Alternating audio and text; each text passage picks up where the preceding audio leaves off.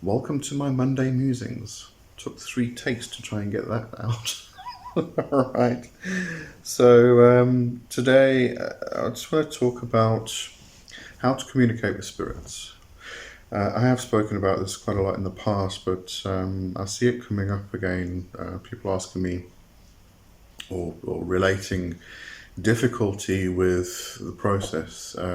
Questions like, what are the correct steps to take to summon a demon or to communicate with a spirit, or I've been doing X, Y, and Z and nothing's happening, nothing's working. Now, firstly, there aren't really any correct steps to take. There are various different methods you can employ, and one method's going to work for somebody and it's not going to work for another for somebody else. So it's a case of experimentation, first of all. But mostly what you'll find is that you need to learn to meditate. I'm going to keep going back to meditation. And the whole reason is that you need to learn how to quiet your mind. And this is the main problem I keep seeing is, the questions and the queries tend to revolve a lot around I'm doing the meditation and I'm still not hearing the voices. I'm still not hearing the spirit. You may not hear the spirit audially. The communication may come in a different way.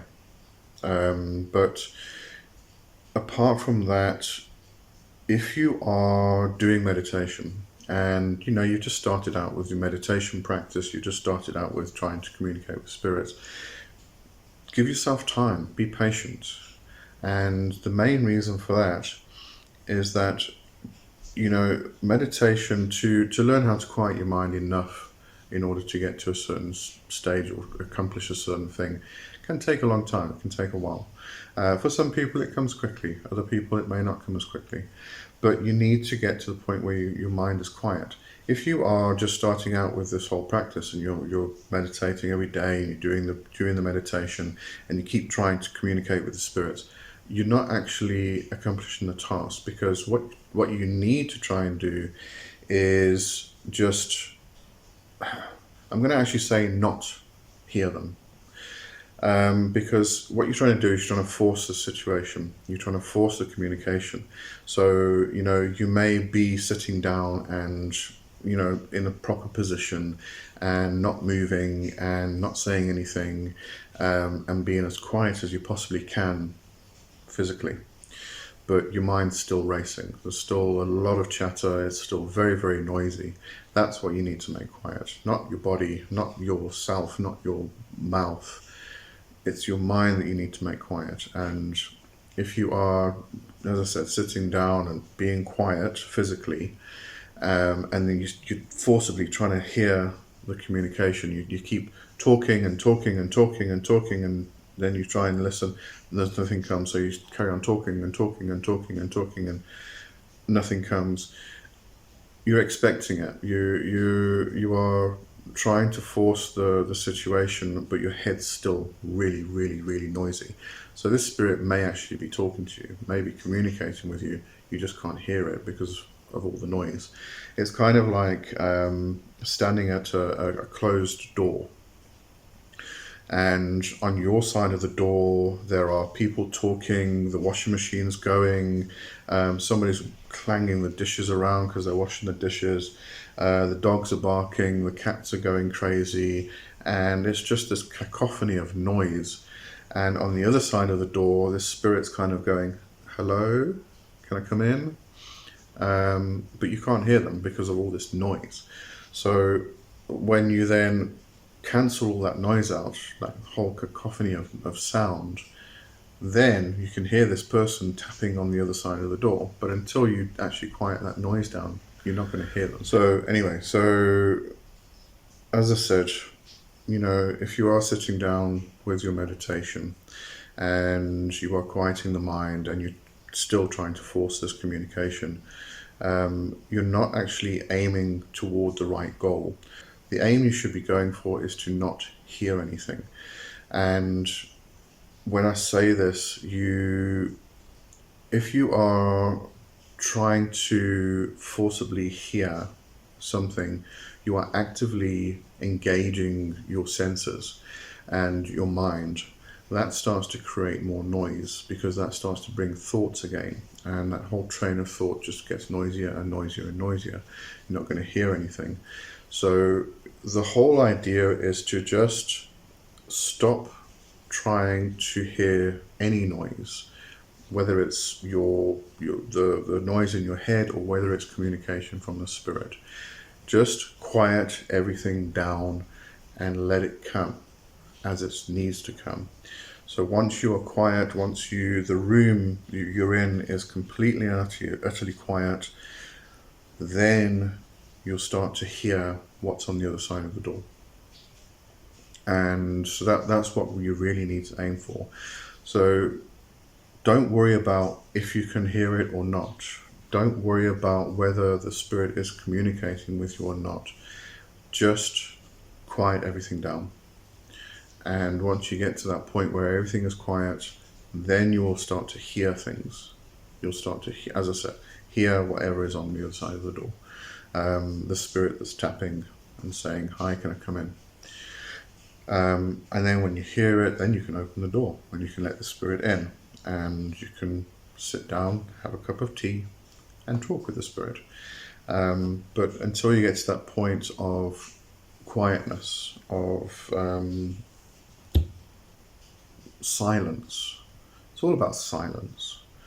The Castaneda actually wrote a book called Power of Silence, which I think the title says it all. It just speaks volumes.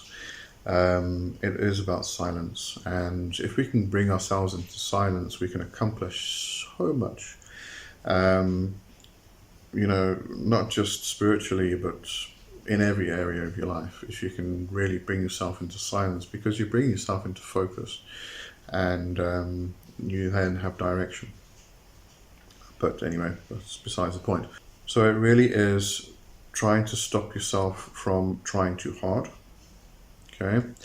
Then bringing yourself into silence, quieting everything down so that you can actually hear what's going on the other side of the door. Also expectations. Quite often we go into these things and we have a romantic idea of what's going to happen. So we have these profound expectations of what's going to happen. And it definitely doesn't happen that way. And then we kind of get a bit despondent. So go into all of this with no expectations, okay? And that goes hand in hand with silence and becoming quiet. You have no expectations, and therefore you're not trying to force things to happen. And don't expect to hear something. You may want to, because that's how we relate. Listening and hearing is with our ears. Don't expect that to happen, and don't think it's always going to happen that way. Even if you do have communication that way with one spirit, don't think it's going to happen that way with all of them. So again, coming back to don't expect anything.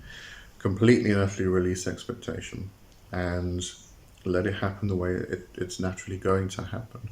So that communication may come through dreams, it may come through things popping up on a daily basis, adverts you keep seeing, signs on the side of a car that has all the same symbolism that keeps popping up and up and up and up, and it gives you your answer, it gives you your communication. So there's various different ways that can happen. So expectations, and then it's quite possible that your psychic senses may not be developed enough for it. You may have one which is developed enough for it, and it may be one like the psychic sense of smell, for instance. And you might think, well, how's that going to help me?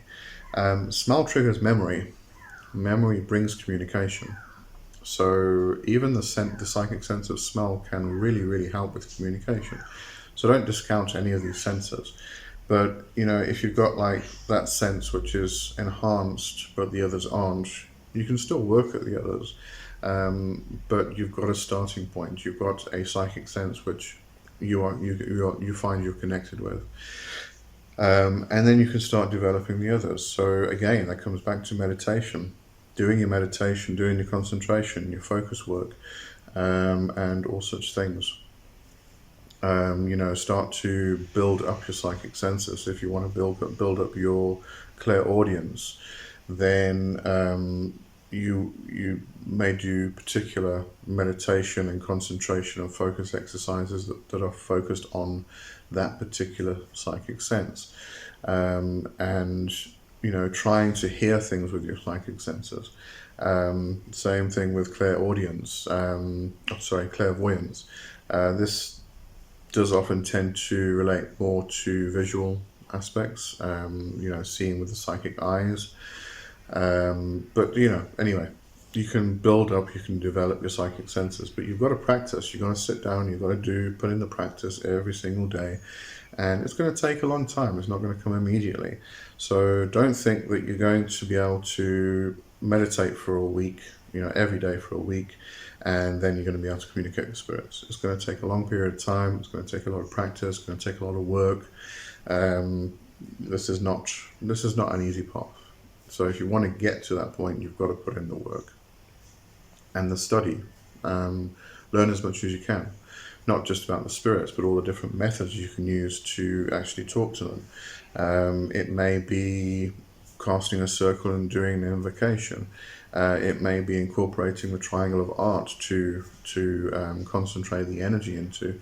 It may be using a black mirror or a bowl of water to scry. It may be communication through tarot or pendulum. There's lots and lots and lots of ways to communicate with spirits. So there's no one size fits all. There are no correct steps to do it. And even if you do follow a particular format, those particular steps that are given to you, you might find that just a tweak here or there actually helps you in the process. So there really are no correct steps to doing this. There are various methods, and you have to find the ones that work for you. So again, it comes back to study, it comes back to putting in the work and putting in the practice and experimentation. Keep a journal, make sure that you are noting everything down so that you can come back to it later and see what works and what didn't. And when you are doing this kind of journaling, it is an experimentational journaling. Therefore, you have to note as much down as you can. Time of the day, season, moon phase, anything relating to astrology that you can think of. What sign is the sun in, what sign is the moon in. All of these things. Check if there's a void of course moon when you're doing the working.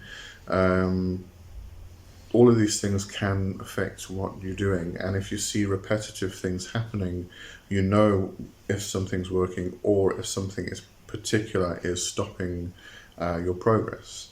It may be a particular moon phase, and you find that that's, maybe during the full moon or something, your energy levels are low. For other people, they're going to be high, but for you, they may be low, and therefore you can't get the results that you're looking for. So definitely keep a journal, keep track of everything, because this really is about experimentation. It's about testing everything. But I think the main objective here is to do a meditation practice, suspend expectation, and reach silence. And it's the only way you're going to be able to get to that point where you're communicating, and stop trying to force it. Stop trying too hard. That's probably where people go wrong the most. I still do it now. I try and achieve something, try and get the result that I want, and I try too hard, so I push too hard. And as you push, it's kind of like that resistance thing. As you push, this pushes back more, and you can't break through. So you keep pushing and pushing and pushing, but you get the resistance and it keeps pushing back. But if you let go just a little bit, then this kind of falls away and you can go straight through. So stop trying too hard. Get to the point of silence and quiet, and release all expectations. Don't have romanticized ideas of what's going to happen. And all of that comes down to and boils down to creating and developing a good meditation practice where you are silent, and then you can start to hear. Okay. I feel like I'm repeating myself today a lot.